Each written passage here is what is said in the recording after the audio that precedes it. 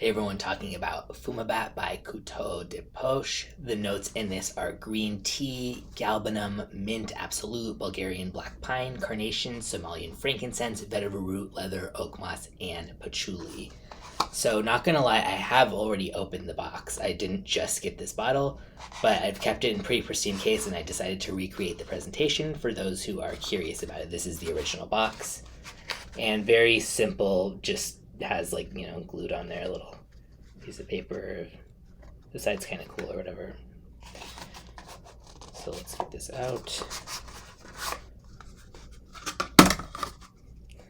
Again, pretty simple, classy, but nothing crazy going on. And this was done by a small artist or artist studio in Brooklyn, which, yeah, I guess I'm a little surprised that the packaging didn't kind of have more of an artistic spin to it, but I guess the minimalist aspect is considered to be that, basically. So yeah, this is the bottle itself. Again, just kind of like little paper label sort of glued on there or whatever. Kind of interesting cap. And yeah, I would say the sprayer is pretty decent. It's nothing crazy or, feel that fancy or special, but yeah, I will say this does look unique with the cap for sure. So let's get on to the smell. Love my metaphors for the way certain things smell. So for this one, what brings to mind is an older pine tree standing in a field wearing a leather jacket and smoking a menthol on a cold, crisp afternoon. It's definitely not for everyone, but I like smoky yet bracingly fresh kind of effects that come with this, and it's not like everything is on fire smoky or anything like that. It's like the simmering remains of a slow burn that just, remained consistent. And fortunately, the patchouli really doesn't come out much until later on. I'm not a patchouli fan, especially the way it's done here, more in the dry down, but I really, really like kind of the opening. And yeah, I would say like the first half an hour of it is what makes this full bottle worthy for me. And that is mainly to me like a bracingly kind of almost cold vetiver-y sort of coniferous green with tarred edges.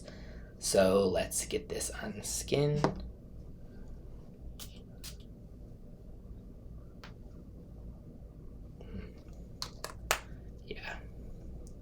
Good longevity and projection, and leans masculine and leans somewhat mature. I mean, I would say maybe like 30 plus. Obviously, if you're younger than that and you like these type of scents, by all means wear it, but that's just kind of the vibe it gives off to me.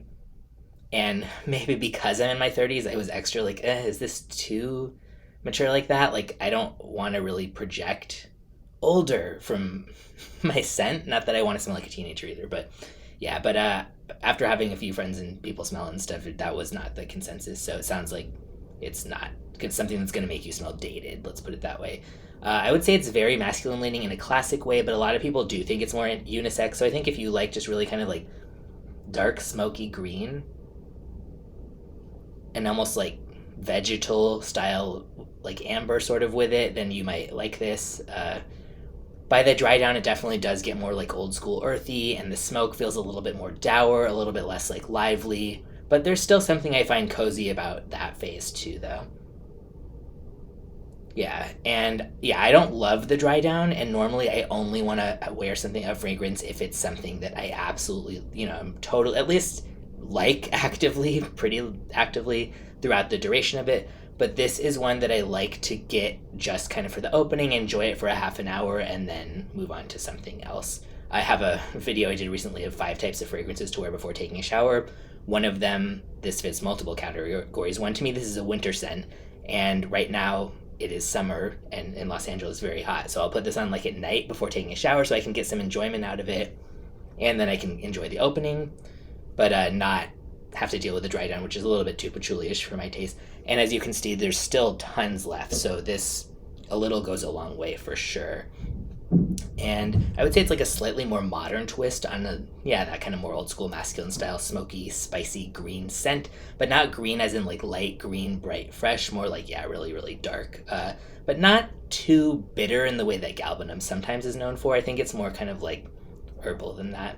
I would say if you're looking for a more affordable version of this, because this goes for $160 for a 50 ml. As you can see, this is 50 ml is a pretty small bottle.